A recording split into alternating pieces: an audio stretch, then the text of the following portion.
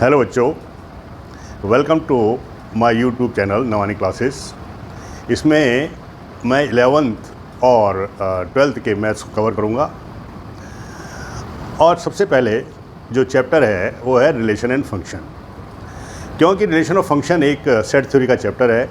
और मैंने देखा बच्चे खासकर फंक्शन में बहुत कंफ्यूज हो जाते हैं, तो ये हमारा प्रयास रहेगा कि आपको सिंपल वे में रिलेशन और फंक्शन को हम आपको रिलेशन से संबंधित को मैंने एक छोटा सा वीडियो बनाया हुआ है, वो बेसिकली मैंने नोटबुक में बनाया हुआ है और उसका लिंक मैंने डिस्क्रिप्शन बॉक्स में डाला हुआ है। आप वहाँ से जाके इसको फॉलो कर सकते हैं।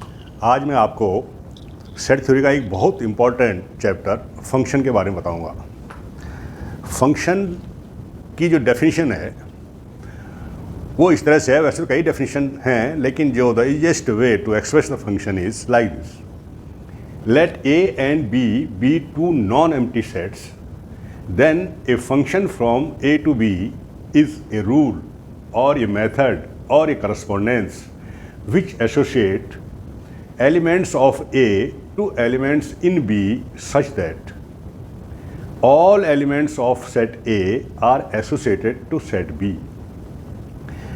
Second, an element of set A is associated to a unique element in set B. कहने का मतलब ये है कि अगर दो सेट A और B हैं और वो नॉन एम्प्टी सेट हैं, फंक्शन हमेशा नॉन एम्प्टी सेट में ही इस्टेब्लिश होते हैं, तो अगर सेट A के सारे एलिमेंट सेट B के एलिमेंट से एसोसिएटेड हैं, किस तरह से? दो कंडीशन है। एक तो all elements of set A are associated to set B, यानी सारे एलिमेंट ए के बी से एसोसिएट होनी चाहिए। सेट ए का कोई भी एलिमेंट ऐसा ना हो जो सेट बी के एलिमेंट से एसोसिएट ना हो। और second, N element of set ए, यानी सेट ए का जो भी एलिमेंट है वो सेट बी के यूनिक एलिमेंट से एसोसिएटेड हो। यूनिक एलिमेंट से मतलब एक एलिमेंट दो से एसोसिएट ना हो। अभी मैं एरो डायग्राम से इसे एक्सप्रेस करूँगा। तो ये इसकी डेफिनेशन है। और हम इसको लिखते कैसे हैं कि f अगर कोई फंक्शन है, यानी f है क्या? एक फंक्शन माने एक कोई रूल है, एक मेथड है, एक करस्पॉन्डेंस है जो कि a और b को जोड़ता है। इन दो कंडीशन के साथ वो एसोसिएट करता है उन दोनों को। तो इसको हम इस तरह से एक्सप्रेस करें, f is such that a to b, और सिंपली a टू b और हम f बीच में लिख देते हैं। मोस्ट पॉपुलर जो है वो ये एक्सप्रेशन है, और तब हम इसे कहते हैं ये function from a to b। अब मैं इसमें आपको एरो डायग्राम से a के A, B, C, D, E ये एलिमेंट हैं सेट B के, A और B। अब देखिए, मैं इसको इससे कर लेता हूँ, इसको इससे कर लेता हूँ, इसको इससे कर लेता हूँ, इसको भी इससे कर लेता हूँ और इसको इससे कर लेता हूँ। ये मैंने एक F1 बनाया। ऐसे ही दूसरा वाला भी एक बना देते हैं। ये एक B सेट हो गया, और इसमें भी हम 1 2 3 4 5, और इसमें भी हम कर लेते हैं A, B, C, D and E। चलिए अब इसमें बनाते हैं एक हमने यूँ बना दिया, एक हमने यूँ बना दिया, एक हमने यूँ बना दिया, एक हमने इस तरह से बना दिया, यानी ये दोनों से हैं। इस तरह से हमने एक बना दिया सेट। अब देखिए F2, और ये हमने इसको भी कर दिया सपोज। अब अगर हम F1 को ऑर्डर पेयर में लिखते हैं F1, तो F1 क्या है? कार्टेशियन प्रोडक्ट का ही एक सबसेट है, यानी एक कार्टेशियन प्रोडक्ट जैसा ही है। उसी के सबसेट में से उन्हीं से अगर मैं सारे के सारे इसके ऑर्डर पेयर के सबसेट लिखूँ तो उनमें से F1 भी एक होगा। लेकिन इसमें हम कैसे लिखेंगे फंक्शन? कैसे कि 1 A से एसोसिएटेड है, 2 B से है, 3 C से है, 4 भी C से है और 5 D से है। देखिए ये मैंने एक F1 एक्सप्रेस किया। F2 भी मैं लिख लेता हूँ, थोड़ा सा नीचे हो गया है पर चलो F2 लिख लेते हैं। देखो 1 A से है एसोसिएट, गुड। 2 B से है एसोसिएट, 3 C से है और 4 भी C से है, 2 ई से भी है। अब हमें ये देखना है कि इन दोनों में से फंक्शन कौन है और कौन नहीं है। इसमें देखिए 1 2 3 4 5 does mean all elements of set A are associated to set B. सारे के सारे एलिमेंट्स इसमें से हैं। दूसरा क्या है कि an element of set A is associated with unique element of B. Unique element of B का मतलब ये है कि एक दो से एसोसिएट नहीं होना चाहिए। दो से एसोसिएट नहीं है, दो से एसोसिएट होता तो ये रिपीट होता। तो इसका मतलब F1 क्या है, फंक्शन है। अब इसमें देखो 1 2 3 4 एंड 2, एक तो इसमें 5 मिसिंग है। All elements are not associated with B. दूसरी चीज़ क्या है कि ये जो 2 है ये दो एलिमेंट के साथ एसोसिएटेड है, बी से भी हो रहा है और ई से भी हो रहा है। यानी देखो ये फर्स्ट एलिमेंट रिपीट हो रहा है ऑर्डर पेयर में। कहीं पे भी ऑर्डर पेयर में आप देखो फर्स्ट एलिमेंट रिपीट हो रहा है, इसका मतलब ये है कि वो फंक्शन नहीं है, एक चीज़। दूसरी चीज़ all elements are not associated, क्यों? क्योंकि 5 तो किससे एसोसिएटेड है ही नहीं। इन दो कारणों से ये जो है ये फंक्शन नहीं कहा जाएगा।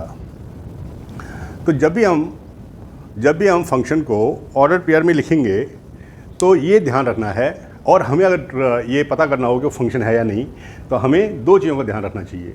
एक तो ये कि सारे के सारे एलिमेंट एसोसिएट होने चाहिए, यानी फर्स्ट जो ऑर्डर पेयर के एलिमेंट हैं वो सारे आ जाने चाहिए ए के।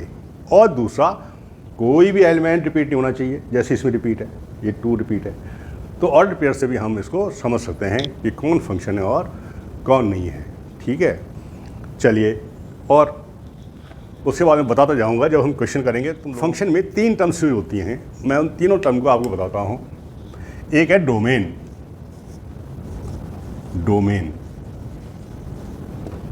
एक है कोडोमेन, और एक टर्म है रेंज। ये क्या चीज़ें होती हैं? देखिए, ये सबसे सही एक्सप्रेस करने का, समझाने का सबसे सही है एरो डायग्राम। देखिए, ये है ए, ये है बी, इसके कुछ एलिमेंट हैं 1 2 3 4 5, इसके भी कुछ एलिमेंट हैं A B C D and E. For the sake of simplicity मैं बार बार इन्हीं को यूज़ कर रहा हूँ। आगे जब हम क्वेश्चन करेंगे आप लोगों को पूरा पता चल जाएगा किस ढंग से होता है। अब मैं फिर एक एसोसिएशन करता हूँ, रिलेशन बनाता हूँ इनका, बी से 3C से 4C से 5D से, इस तरह से एक हमने बना लिया। अब इसमें डोमेन क्या है? Domain is the set of all element of A. Domain is the set of all element of A. 3, 4, 5. And what is codomain? Codomain is the set of all element of B. This is codomain. Now the important is, what is the range? Range of this function. Range is all the elements which are associated to this set A. इसको बोलते हैं हम image. इसके सारे element जो हैं वो किसी न किसी एलिमेंट की इमेज हैं, और इसको बोलते हैं प्री इमेज। ठीक है, यानी the set of all preimages is the domain, set of all the element in the B is codomain, and the set of the images is range. तो इसमें कौन से एलिमेंट आ जाएंगे? देखिए, ए आएगा, बी आएगा, सी आएगा और डी आएगा, क्योंकि ये तो है नहीं किसी, सी 2 की है, तो ये कहेगा रेंज। अब तुम देखो कोडोमेन, और इसमें देखो रेंज जो है, ये जो रेंज है ये कोडोमेन का क्या होता है? सबसेट होता है। Range is always subset of codomain. देखो सारे एलिमेंट है ना इसके, रेंज के सारे एलिमेंट इसके हैं, तो इसका मतलब ये इसका क्या है? सबसेट है। ये इसका सबसेट कहलाता है। ठीक है, अगर हम इस डोमेन के एलिमेंट्स को x लिखें तो हम जो रेंज है उसको लिखते हैं fx। ठीक है, तब हम लिखते हैं कि भाई रेंज जो है, रेंज इसको हम fa भी कह सकते हैं, यानी a की f इमेजेस। ये जो रेंज है इसको हम अगर सेट बिल्डर नोटेशन में लिखें तो ऐसे लिखेंगे, it is F X such that X belongs to A. देखो, यानी उस x की सारी इमेजेस जो हैं वो रेंज में आएंगी। तो ये थोड़ा कुछ एक्सप्रेशन है। तो इस तरह से मैंने बताया डोमेन, को डोमेन और रेंज ऑफ द फंक्शन कैसे कैसे होते हैं और उसको लिखने का तरीका क्या है। अब उसके बाद हम इनके क्वेश्चंस करेंगे। मैं कुछ आसान क्वेश्चन कराऊंगा, कुछ अच्छे क्वेश्चन कराऊंगा जो कभी कंपटीशन में वगैरह वगैरह में आते हैं। लेकिन सबसे पहले कॉन्सेप्ट क्लियर हो जाना चाहिए आपको कि फंक्शन क्या चीज़ होती है। फंक्शन बेसिकली एक करस्पॉन्डेंस है, एक रिलेशन है, एक रूल है, एक मेथड है, दो सेट को आपस में जोड़ने का, है ना। और वो मेथड क्या होता है, वो सेट बिल्डर नोटेशन में कोई फॉर्मूला हो सकता है, कोई कंडीशन हो सकती है ना, इस तरह से।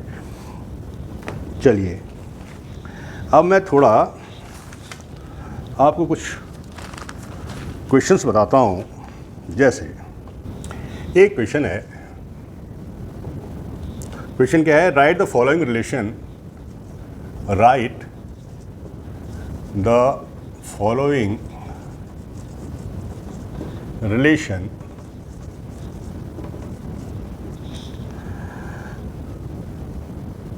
as a set of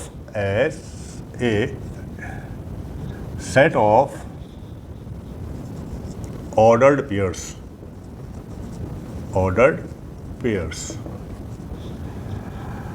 and find which of these are function, and find which of these are functions.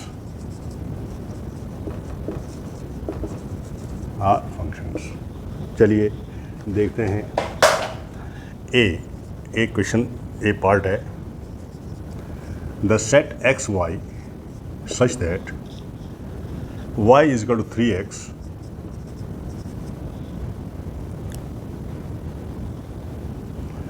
and x belongs to set 1, 2, 3, y belongs to 3, 6, 9, 12। B है x y such that y is greater than x plus 1 where x is equal to 1, 2 and 3, sorry there is no 3, 1 and 2, 1 and 2 and y is equal to 2, 4, 6। चलो मैंने equal to कर दिया, दोनों तरफ equal to करते हैं, set के form में नहीं लिखते। इस तरह से एक्स वाई है। फिर कहता है सी है इस तरह से, x order pair x y such that x plus y is equal to 3 where x and y belongs to this set 0, 1, 2 and 3। ये 3 क्वेश्चंस हैं। इनको हम देखेंगे। पहले तो ऑर्डर पेयर्स में लिखना है। कहता है पहले ऑर्डर पेयर्स में लिखो और फिर ये बताओ कि इनमें से फंक्शन कौन है। अब पहले ए वाला को देखते हैं। देखो ये कहता है कि भाई y is equal to 3x, ये रूल है, एक मेथड है और हमें ऑर्डर पेयर में लिखने हैं। तो चलो लिखते हैं। देखिए y is equal to 3x है, पहला एलिमेंट क्या है, 1 है, पहला एलिमेंट 1 है। तो अगर पहला एलिमेंट 1 हो तो दूसरा क्या होना चाहिए, 3 इंटू 1, 3 इंटू 1, यानी दूसरा एलिमेंट होना चाहिए 1, 3, 1, 3। देखो 1 यहाँ से आ गया, 3 यहाँ से आ गया। उसके बाद 2 को रखो, तो अगर 2 होगा तो क्या होगा, 6, 3 टाइम्स हो जाएगा, y को 3x है ना। पहले हमें ये वाला एलिमेंट लिखना है। फिर आ गया 3 टाइम्स हो गया 9। तो इस तरह से y इक्वल 3x ये वाला हो गया। अब इसमें देखो कि हम इसको फंक्शन कह सकते हैं कि नहीं कह सकते। कह सकते हैं। अगर हम इसको एरो डायग्राम में दिखाएं तो देखो 1, 2, 3 है और y है आपका 3, 6, 9 और 12। 1 3 से एसोसिएट हो रहा है, 2 6 से हो रहा है और 3 9 से हो रहा है। All the elements are associated with some element in this set other set. तो इसका मतलब ये क्या है, फंक्शन है। दूसरा क्या है, इस ऑर्डर पेयर में देखो कोई भी एलिमेंट जो है वो रिपीट नहीं हो रहा है, इसका मतलब दिस इज ए फंक्शन। चलो बी को देखते हैं। बी का रूल है कि y is greater than x plus 1। चलिए अब देखते हैं कैसे हो जाएगा ये। देखिए, शुड बी ग्रेटर देन 1, पहले हम रखेंगे 1 और 2, इसके दो एलिमेंट हैं, पहले रखेंगे हम 1। तो y इज़ ग्रेटर, तो अगर 1 है तो क्या होना चाहिए, 1 प्लस 1 कितना होना चाहिए, 2। दूसरा एलिमेंट क्या होना चाहिए, 2 होना चाहिए, ठीक है, क्योंकि y is greater than x plus 1। तो x प्लस 1 2 है, y is greater than x plus 1। तो अगर ये 1 है, अगर हम इसको 1 रखेंगे तो क्या हो जाएगा, y इज़ ग्रेटर देन 2। तो y इज़ ग्रेटर देन 2, तो 2 तो हो नहीं सकता, क्या हो सकता है, 4 हो सकता है, और 6 भी हो सकता है, क्योंकि ये भी फुलफिल कर रहा है ना। y is greater than x plus 1 means अगर आप 1 रख रहे हैं तो ये y should be greater than 2, और y should be greater than 2। 2 से ज़्यादा दो एलिमेंट है इसमें, एक 4 भी है और एक 6 भी है, एक तो ये हो गया। अब अगर हम 2 रखते हैं, तो देखो 2 प्लस 1 3, यानी y should be greater than 3। 3 तो दोनों है, 4 भी है, तो ये 6 भी है। अब देखिए इस ऑर्डर पेयर में देखिए क्या प्रॉब्लम हो रही है। ऑल द एलिमेंट तो ठीक है, x के सारे दोनों एलिमेंट आ गए, 1 भी आ गया, 2 भी आ गया, लेकिन वो रिपीट हो रहे हैं, यानी यूनिक, इसकी इमेज यूनिक नहीं है। अगर मैं एरो डायग्राम में बताऊं इसको तो कैसा हो जाएगा, ये देखो 1 2 था ये, और ये था 2 4 और 6। इसमें क्या हो रहा है, 1 4 से भी है और 1 6 से भी है, 2 4 से भी है और 2 6 से भी है। देख रहे हैं, इस तरह से अगर हो, it is not a function, it is not a function. तो इस तरह से सी का भी हम देख सकते हैं, x plus y is equal to 3। देखो x plus y should be equal to 3, और x जो है, x और y दोनों इसके एलिमेंट है, यानी हम कौन कौन से एलिमेंट लेंगे, जैसे 0 के साथ क्या आएगा, 3 आएगा, क्योंकि 0 प्लस 3 इज 3 है ना। 1 के साथ क्या आएगा, 2 आएगा, 1 के साथ क्या आ जाएगा, 2 आ जाएगा, क्योंकि 1 प्लस 2 इज 3। 3 के साथ क्या आ जाएगा, 1 है, 2 भी है इसमें है ना, 2 के साथ क्या आ जाएगा, 1, क्योंकि 2 प्लस 1 3। फिर 3 के साथ क्या आ जाएगा, 0, क्योंकि 3 प्लस 0 ये आ गए। अब देखिए क्या ये फंक्शन है, ऐसे सारे एलिमेंट आने चाहिए, सारे एलिमेंट आ गए, कोई भी एलिमेंट रिपीट नहीं होना चाहिए, यानी ऑर्डर पेयर का पहला एलिमेंट रिपीट नहीं होना चाहिए, रिपीट नहीं है, इसका मतलब ये है this is also a function. इसको देखो एरो डायग्राम में जरूर लिख लेना चाहिए, एक्स सही से एक्सप्रेस हो जाता है। देखो 1 2 थे, सॉरी 0 1 2 और 3 था।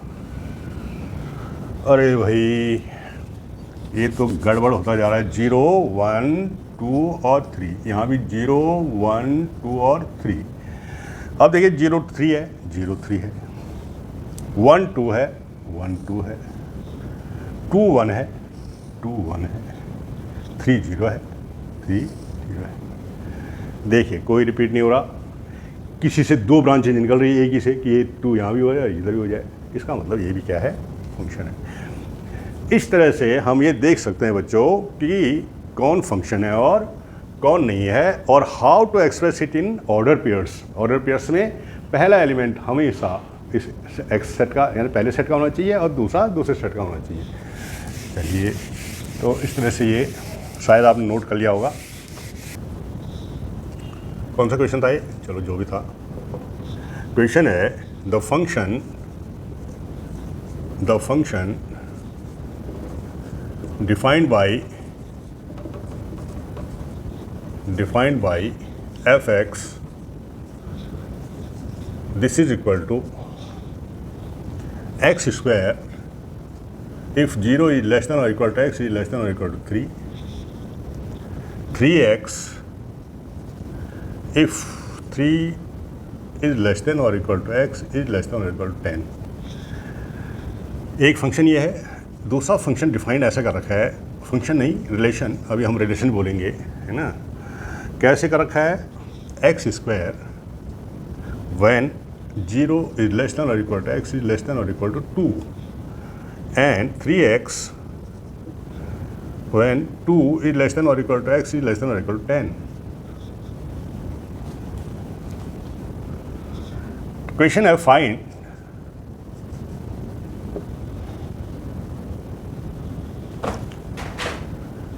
f and g in order pairs. In order pairs. Not find, express. Find whether f and g are functions. Question ये है बेसिकली। सबसे पहले क्या करना है, ऑर्डर पेयर में लिखना है इस रिलेशन को भी और इस रिलेशन को, और फिर बताना है कि उनमें से फंक्शन कौन है, दोनों हैं या उनमें से एक है। चलिए सबसे पहले देखो डोमेन देखते हैं कि इन सेट का डोमेन क्या है। डोमेन क्या है, जो एक्स डिफाइंड है। एक्स क्या डिफाइंड है, 0 से लेकर के और 10 तक। देखो 0, 3, 3, 10 है, तो हम क्या लिख सकते हैं डोमेन को। डोमेन क्या है, 0, 1, 2, 3, 4, 5, 6, 7, 8, 9 एंड 10। ये तो है डोमेन। देखो डोमेन माने एक्स कहाँ से कहाँ तक है, 0 से 10 तक यहाँ भी है, 0 से 10 तक यहाँ भी है। सॉरी। अब हमें क्या निकालना है, इनकी इमेजेस निकालनी है। देखो ऑर्डर पेयर में क्या होता है, पहला एलिमेंट तो आपका ए का हो गया, दूसरा एलिमेंट आपका वो हो गया जो उसकी इमेज है बी में, है ना। तो सबसे पहले हमने क्या करना चाहिए, हमको इनकी इमेजेस निकालनी चाहिए। देखो कैसी इमेजेस निकालनी चाहिए, डोमेन ये है, हर एक इमेज निकालनी पड़ेगी। तो यहाँ से स्टार्ट करें। देखो F0 अगर हम करेंगे तो इस वाली रेंज में आएगा, 0 और 3 के बीच में ये वाली रेंज आएगी। देखो ये वाली रेंज है ना। तो अगर F0 करेंगे तो एक्स स्क्वायर, 0 का स्क्वायर कितना हो गया, 0 का स्क्वायर यानी 0 पहला। F1 माने 1 का स्क्वायर, 1 का स्क्वायर कितना हो गया 1। F2 यानी 2 का स्क्वायर कितना हो गया 4। F3 यानी 3 का स्क्वायर कितना हो गया 9।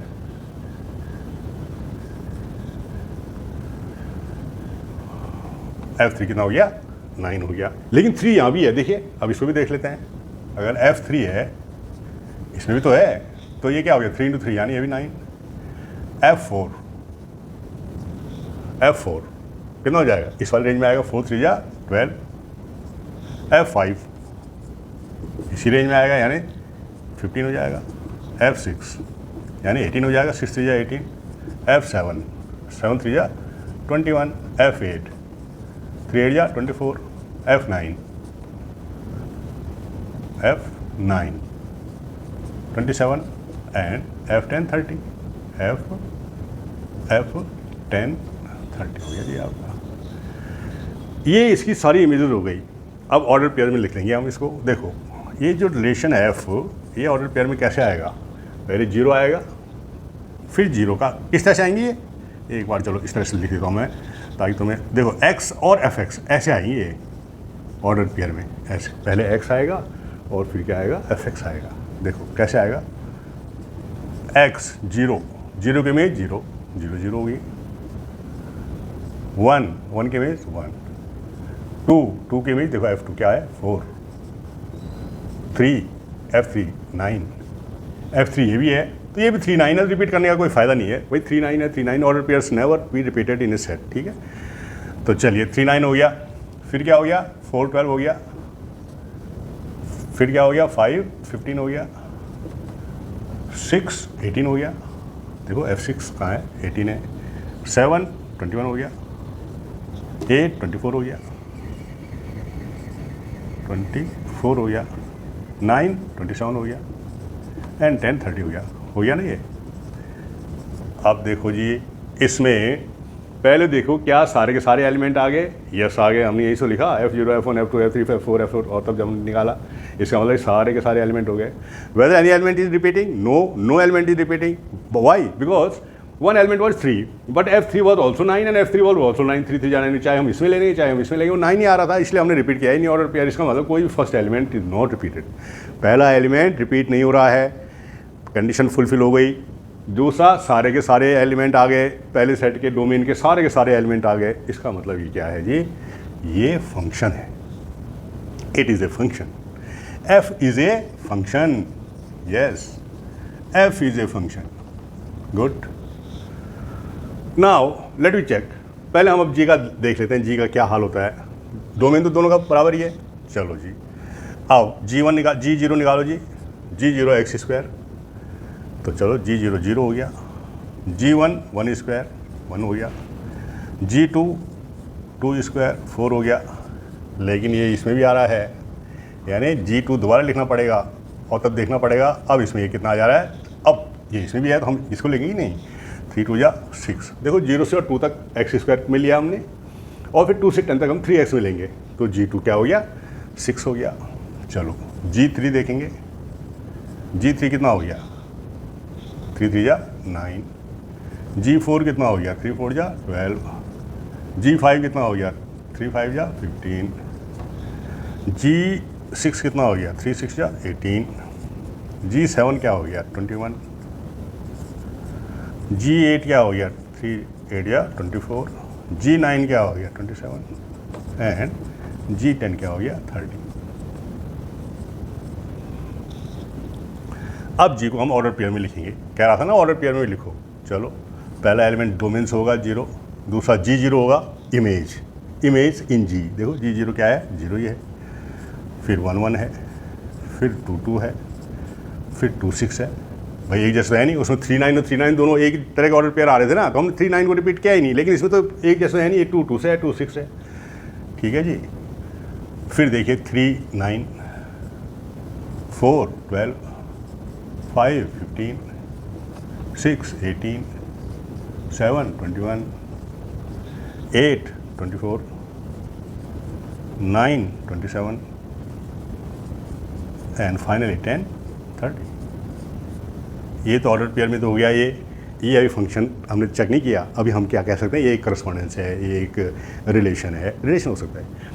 लेकिन अब ये चेक करना है वेदर इट इज फंक्शन और नॉट. देखो सारे एलिमेंट हैं वो तो ठीक है, कोई एलिमेंट रिपीट तो नहीं हो रहा. ये रिपीट हो रहा है, देखो यहाँ पे 2 2 से भी हो रहा है, 2 2 से भी हो रहा है. नो नो नो नो, ऐसा नहीं होना चाहिए था. Unique element, it should be associated to unique element, यानी एक यूनिक एलिमेंट से होना चाहिए. इसलिए ये not function, it is not a function,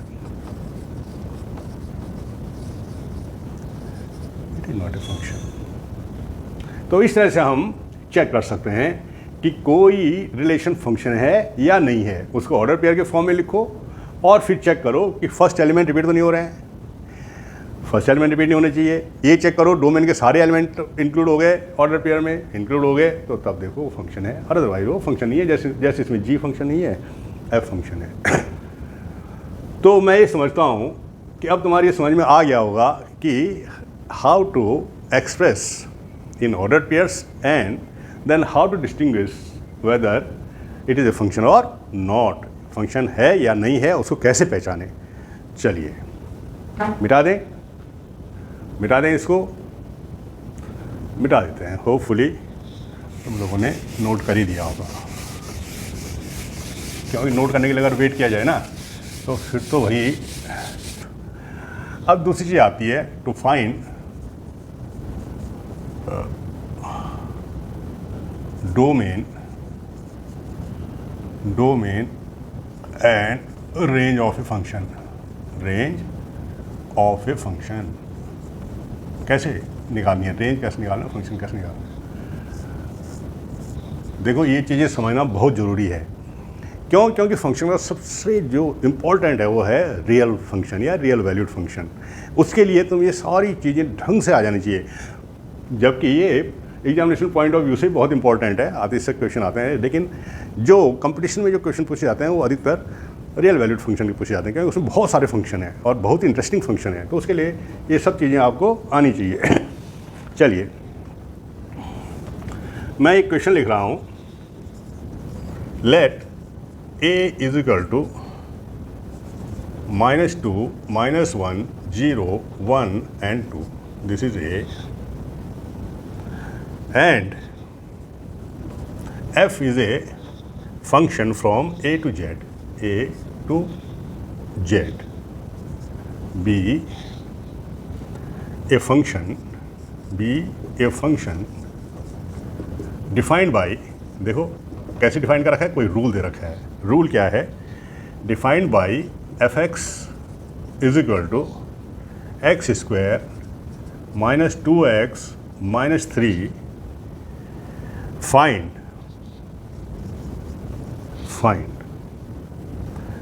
A, find, चलो फर्स्ट कर रहे हैं, find range of A, that is f A, and second pre image of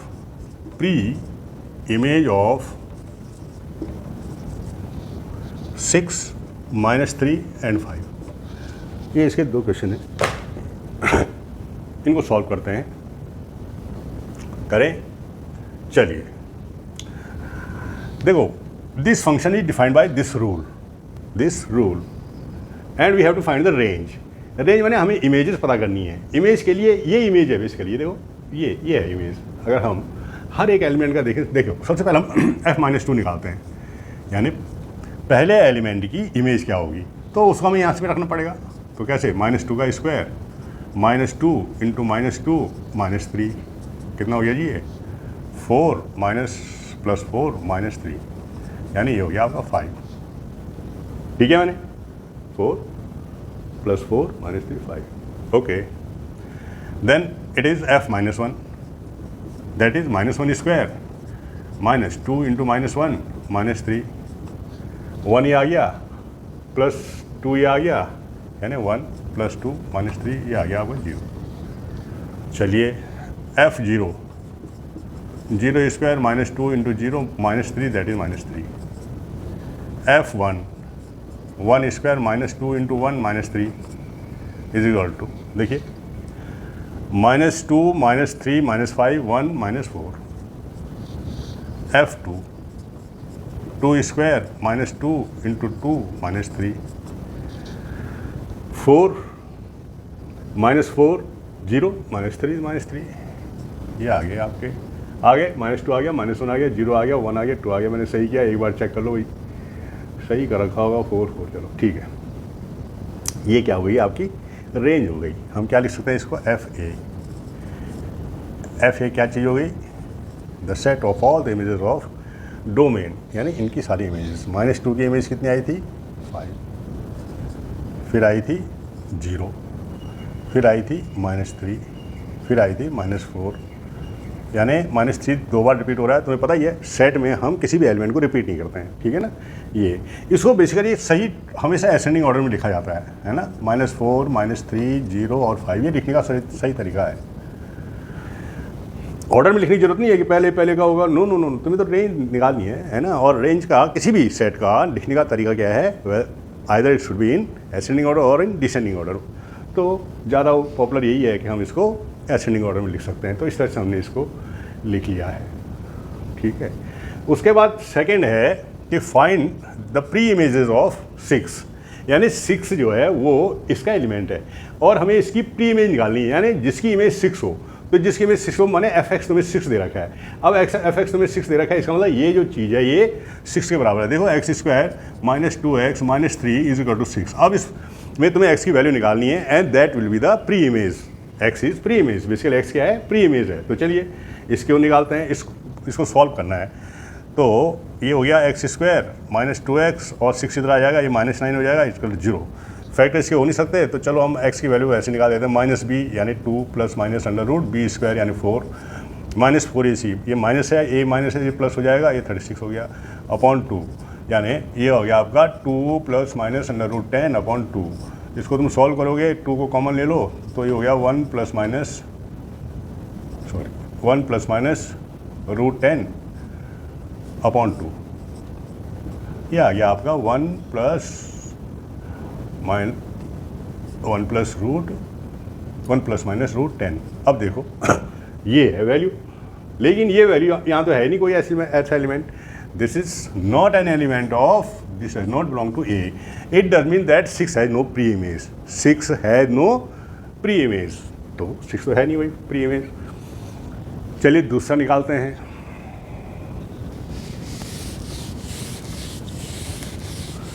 six की तो हमें कोई इमेज मिली नहीं।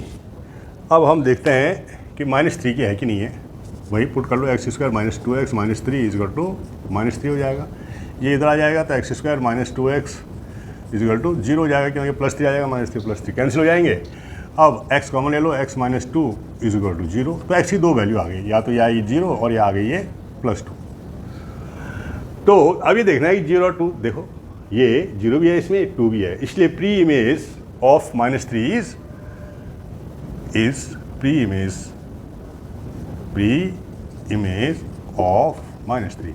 देखो दोनों 0 भी और 2, ठीक है। चलो इसकी जगह R कर लेते हैं, वही है ना, इमेज कर लेते हैं। क्यों? क्योंकि देखो ये दो इमेज हैं, होता है ना, ये देखो ये अगर 0 है तो ये 2, ये 0 और यहाँ पे 2 है, बाकी और भी है माना। चलो लिख देता हूँ, ये कितना था, -2 -1, ये 0, ये 1 और ये 2, ठीक है। तो जेड में सारे के सारे जेड में मैं केवल यही लिख रहा हूँ कि -3 है, कोई -3 है जेड में, ठीक है। तो देखो ये इसकी भी इमेज है और ये इसकी भी इमेज है, ऐसा चलता है, ऐसा हो सकता है, इसका उल्टा नहीं हो सकता, ये 0 यूँ नहीं हो सकता, ये 2 किसी और से नहीं हो सकता, बट इट इज़ पॉसिबल। इसलिए ये जो है इसकी प्री इमेज -3 की प्री इमेज क्या है, 0 और 2 है। फिर कहता है 5 की प्री इमेज निकालो, तो निकालो जी, x square minus 2x minus 3 is equal to 5 है। इसका मतलब हो गया x square minus 2x minus 8 is equal to 0 हो गया, यानी x square minus 4x plus 2x minus 8 is equal to 0 हो गया, फैक्टराइजेशन करके। तो देखो एक तो आएगा x प्लस 2 फैक्टर और एक आ गया x माइनस 4 फैक्टर, कॉमन लेके, है ना, कर लेना, कॉमन कर लेना, तो x माइनस 4 आ जाएगा और x प्लस 2 आ जाएगा। तो देखो अब x की वैल्यू कितनी आ गई, एक तो -2 आ गई और एक +4 आ गई, x की वैल्यू -2 एंड 4। अब फिर देखो डोमेन में लेट ए तो क्या था, -2 था, -1 0 और 1 2 था, 4 तो था ही नहीं। इसका मतलब 5 की जो प्री इमेज है वो क्या है, -2। Therefore -2 is pre image of 5, ठीक है। 5 इसमें है, इस वाले में 5 तो है ही, क्या इंटीजर है, तो ये नहीं हो सकता, क्योंकि 4 इसमें है ही नहीं भाई, 4 does not belong to A, therefore -2 is pre image of 5। तो इस तरह से आप प्री इमेज निकाल सकते हैं, इस तरह से आप इनकी रेंज निकाल सकते हैं, है ना। तो करो, नोट करो।